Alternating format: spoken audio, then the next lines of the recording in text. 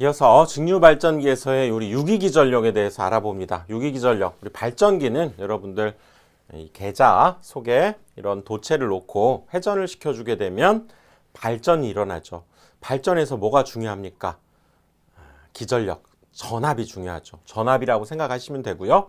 그때 발생하는 이 도체 한 개가 있을 때, 그 도체 한 개만 있다라고 했을 때 그때의 전압, 즉 유기기전력을 소문자 2로 표현하고요. 여기에서는 이 결론을 여러분들 받아들이고 가겠습니다. 다른 강의에서는 뭐 굉장히 자세하게 설명해 두었는데 여기에서는 결론만 우리가 살펴보고요. 또 궁금하신 분들은 그 강의 또 저희 강의죠. 또 참고해 주시기 바랍니다. 그래서 여기 V는 이 도체 여기 V죠. 회전자 주변 속도를 V라고 합니다. 그래서 얘가 얼마만큼 빠르기로 회전하느냐에 따라서 기전력이 결정이 되고요. B는 뭡니까? 자속 밀도죠. 여기에서 만들어지는 자속 밀도. 그 다음에 L은 이 도체의 길이입니다. 길이. 그리고 이것이 회전하면서 이 자속과 이루는 각을 세타라고 했을 때의 사인 값과 같다. 그래서 도체 한 개의 유기전력 소문자 2로 표현하고 VBL 사인 세타 기억을 해 두셔야 됩니다. 이 정도는 한번 계속 입으로 외워가면서 기억을 해 두십시오. 굉장히 중요한 공식입니다. 그 다음에 지금 여기에서는 우리가 발전기에서는 발전하게 되면 전압이 중요하죠. 그런데 발전기 말고 반대로 동작하는 거, 전동기에서는 그러면 뭐가 중요할까요? 전동기에서는 힘이 중요하죠. 힘. 전동기는 힘. 그래서 우리가 발전기 그러면 늘 전동기하고 같이 생각을 해야 되기 때문에 전동기에서는 이런 동일한 상황에서 여기에 전류를 이렇게 흘려주게 되면 얘가 회전을 한다고 그랬죠. 그래서 전동기는 힘이 중요합니다. 발전기는 유기기전력, 전압이 중요한 거고. 그래서 그때 이 도체가 받는 힘은 이것도 같이 외우기 위해서 적는 겁니다. FBIL 사인 세타 이렇게 되죠. 역시 I는 전류, L은 그 도체의 길이, 그 각에 대한 사인 값 상당히 비슷하죠. 그리고 B도 자속 밀도입니다. 여기에서는 지금 V는 이거 전압 아니에요. 얘 회전자 주변 속도입니다. 속도고 여기는 I, 얘는 얼마만큼 전류를 흘려주느냐 하는 전류 값이기 때문에 앞으로 이 둘은 늘 같이 외우시는 게 좋습니다. 발전기에서의 전압, 발전되는 전압은 VBL 사인 세타. 전동기에서는 힘이 중요하니까 힘은 BIL 사인 세타. 이렇게 늘 같이 외워주십시오. 얘는 힘이니까 당연히 뉴턴이 되겠죠. 뉴턴. 그 다음 여기에서 회전자 주변 속도, 여기 V입니다. 이 속도는 즉 이것이 얼마만큼 빠르기로 회전하느냐, 즉 미터/파 세크 속도가 되는 거죠. 속도. 그래서 자 초당 그럼 얘가 얼마만큼 얘가 움직이느냐 하는 것은 초당 얘가 몇 번 회전하느냐를 따져서 이 둘레의 길이를 곱해주면 되겠죠. 그래서 분당 회전수를 n이라고 하면 초당 회전수는 60이 되죠. 분당 회전수를 60으로 나눠주면 초당 회전수. 거기에 요 둘레의 길이, 요 반지름이 r일 때에는 2파이 r이고 지름을 d라고 할 때에는 2r이 d니까 그러면 파이 d가 되겠죠. 그래서 한 번 구를 때마다, 한 번 회전할 때마다 파이 d가 움직이기 때문에 초당 회전수에다가 이 파이 d를 곱해주게 되면 초당 움직인 거리가 나오니까 즉 속도가 되는 거죠. 그래서 60분의 파이 dn이 요게 이렇게 해서 나오게 된 겁니다. 기억하시고요.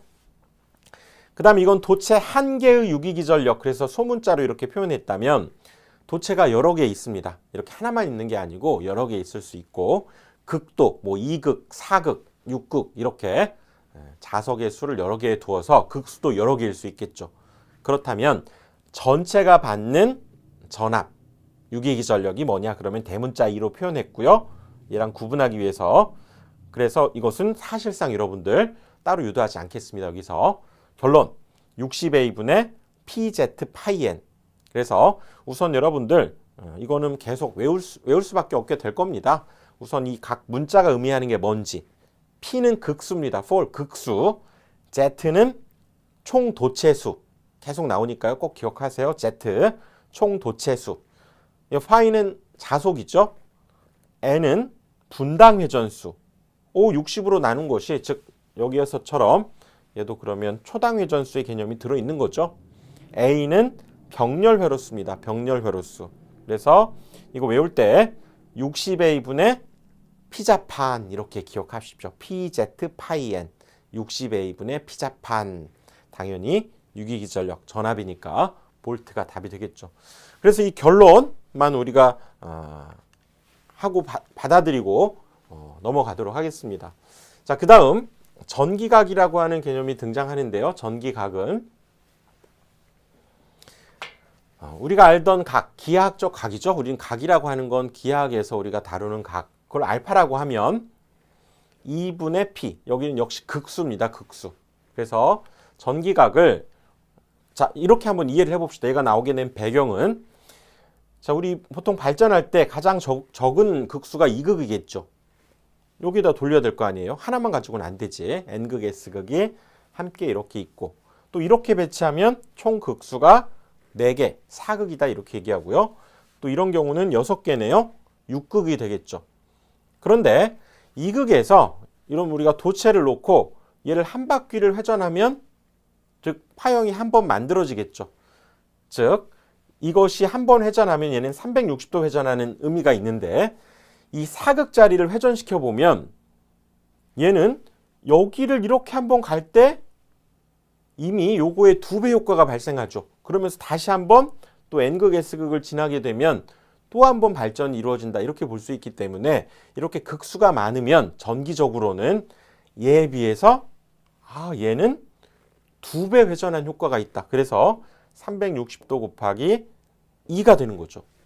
얘는 그러면 한 번, 2번, 3번 회전하는 효과가 만들어집니다.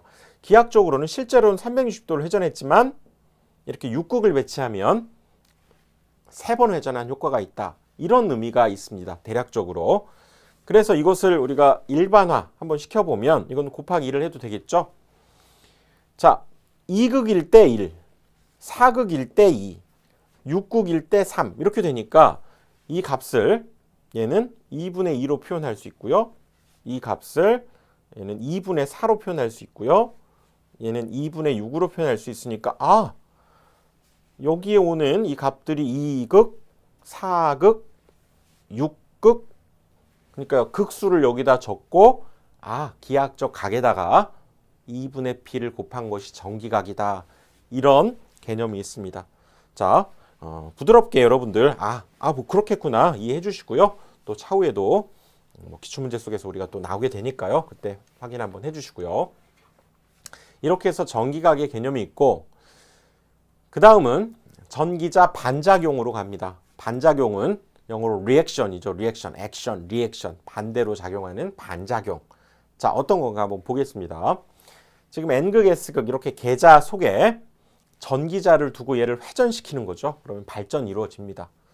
그런데 여기에다가 이제 비로소 전류가 이제 흘러나올 수 있는 통로, 즉 부하를 이렇게 걸어주게 되면 얘를 회전시켜서 발전을 하게 되면 전류가 공급이 되면서 부하가 일을 하겠죠. 그럴 때 이 전기자에도 이렇게 전류가 흐르게 된다는 얘기입니다. 전류가 이렇게 흐릅니다. 그러면 이 속에 있는 코일 속에서의 전류가 흐름에 따라서 크로스면 전류가 이렇게 들어가는 거죠. 도트면 전류가 이렇게 나오는 개념이 있죠. 그걸 앙페르의 오른나사에 의해서 한번 해보면 나오니까 이 방향으로 하고 요 네 손가락 이 전류에 의해서 이렇게 자개가 발생하겠네요. 크로스는 얘가 들어가니까 이렇게 하고 이렇게 해보면 이 네 손가락의 방향에 의해서 자속이 또 이렇게 발생하겠네요. 즉 원래 이 계자에 의해서 자속만 있으면 딱 좋은데 여기에 부하를 걸어서 전류가 흐르게 되면 전기자 내부에도 이렇게 전류가 흐르면서 우리가 원하지 않았던 이런 자개가 발생하게 된다는 얘기죠. 즉 자속이 발생한다 이렇게 볼 수 있습니다. 그래서 전기자 도체 전류에 의해서 발생되는 자속이 계자 자속, 이걸 주 자속이라고도 합니다. 거기에 영향을 주는 현상을 전기자 반작용이라고 한다는 거죠. 즉 여기에서 중요한 것은 그냥 발전할 때 생기는 건 아니고요. 여기에 부하를 걸어서 비로소 전류가 흐를 때, 부하가 걸려서 전기자에 전류가 흐를 때 그 전류에 의해서 이런 자속이 발생하면서 원하지 않았던 이런 반작용이 생긴다는 얘기죠. 이런 식으로 자속이 발생하게 됩니다. 그래서 원래 얘가 주자속이 당연히 새로 발생한 요 자속에 의해서 영향을 받게 된다는 거예요. 그래서 전기자도체의 전류에 의해서 자속이 발생하는 현상이고요. 자속의 분포가 원래 자속이 요거였잖아요. 주자속이. 근데 요런 자속과 요런 자속에 의해서 얘가 위로 좀 올라가고 얘는 짓누르고 있죠. 그러니까 이렇게 좀 휘는 현상. 자속의 분포가 이동하게 됩니다. 그렇죠? 이렇게 이동하게 됩니다. 그리고 지금 이 부분이 중성축이라고 하는데 중성축 역시 이 반작용에 의해서 이동을 하게 된다는 거예요. 이렇게 얘가 뭔가 휩니다. 그래서 축 자체가 이런 식으로 휘게 됩니다. 원래 이거였어야 되는데 이 방향으로 이렇게 휘게 된다. 이런 것들이 전기자 반작용이다. 이렇게 얘기합니다. 그러면 이 전기자 반작용이 그럼 어떤 결과를 만들어내느냐? 주자속이 감소한다는 거예요. 이게 원래 주자속이죠? 얘가 휘기도 하고 또 아까 이런 식으로 반대 방향으로 자속이 만들어지기 때문에 자속이 적어집니다. 준다는 얘기죠. 그럼 우리가 자속이 줄어든다. 그래서 감자 이렇게도 얘기합니다. 감자작용. 그래서 대형 기기인 경우는 막 10%까지도 발생하는 상당히 문제가 된다. 이렇게 얘기할 수 있겠네요. 편자작용에 의한 중성축 이동. 여기 이동했죠. 편자는 자속이 편중된다. 얘가 지금 이렇게 편중됩니다. 골고루 이렇게 쫙 가는 것이 아니라 편자작용에 의해서 중성축이 이동하고 발전기는 회전 방향으로 중성축이 이동하고요. 전도기는 반대겠죠?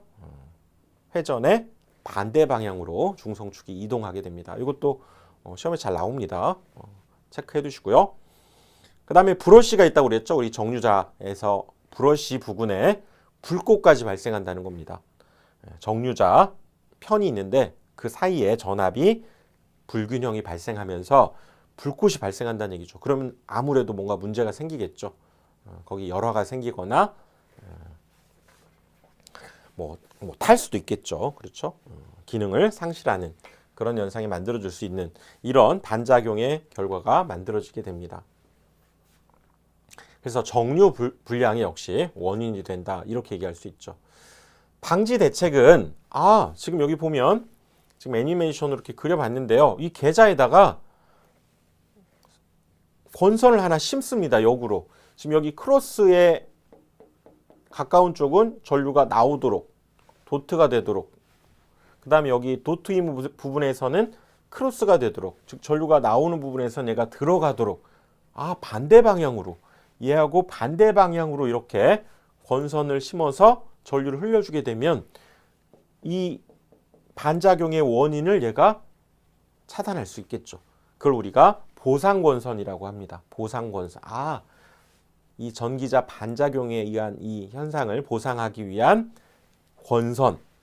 또 한 가지는 지금 이렇게 자속이 휘고 있기 때문에 그것을 보극이라고 하는 즉 일종의 자석이죠. 자석을 이렇게 둬서 여기에서 자속을 만들어줘서 이런 반작용을 보상해 준다. 다시 돌아가네요. 즉 보상권선과 보상권선 그리고 보극이 있죠. 보상권선, 보극 이렇게 있습니다. 그래서 원래대로 반작용의 효과를 줄이면서 주자속을 강화시키는 그런 현상을 만들어낼 수 있다. 그 얘기입니다. 그래서 전기자 반작용의 발생 원인 그리고 그거에 대한 현상 결과 그다음에 이 대책 비교적 잘 나오는 편이니까요. 이런 직관적으로 그림을 보면서 스토리로 여러분들 이해를 해 주십시오. 그 다음은 여기에서 발생하는 자속이 이쪽에 우리 영향을 준다는 얘기죠. 즉 주자속에 반대되는 방향으로 영향을 주기도 하고 또 수직 성분도 있겠죠. 즉 원칙적으로 어떤 방향으로 얘가 자속이 발생하게 되는데 그걸 벡터적으로 이 방향 이렇게 분석을 한 겁니다. 그래서 이 방향으로 발생하는 기자력을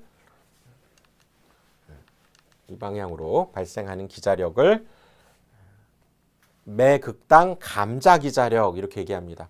즉 자속을 줄인다는 얘기죠. 매 극당 각 극마다 자속을 줄이는 기자력이 이렇게 발생하는 그 수치도 시험에 뭐 가끔 나오니까요. 뭐 당장은 외우지 마시고 이런 것들이 있구나. 그 감자 기자력이 이렇게 있는데 이 방향. 그다음 또 한 가지는 교차 기자력입니다. 얘와 교차되는 기자력. 그래서 얘는 중성축을 이동시키는 그 기자력의 역시 공식 이렇게 되는데요. Z는 총 도체수, IA는 아마추어의 전류, 전기자 전류입니다. 그리고 여기 알파는 여기 중성축이 있고요. 걔가 이동한 요 각, 또 회전하니까 이쪽에도 그려볼 수 있겠죠. 즉 중성축과 이루는 각, 요걸 알파라고 하고 그 다음에 이 부분의 각을 베타라고 했을 때 여기 알파, 베타가 그 각을 의미합니다. 뭐 이렇게 디테일하게 시험에 나오진 않으니까요. 일단 여기 감자 기자력, 그 다음에 교차 기자력, 공식이 여기 2알파, 베타라고 하는 거 해서 지금은 외우지 마시고 이런 것들이 있었어 정도 기억을 해두시고 차후에 이제 기출문제 속에서 또 연습을 해주시면 되겠습니다. 이렇게 되면 이제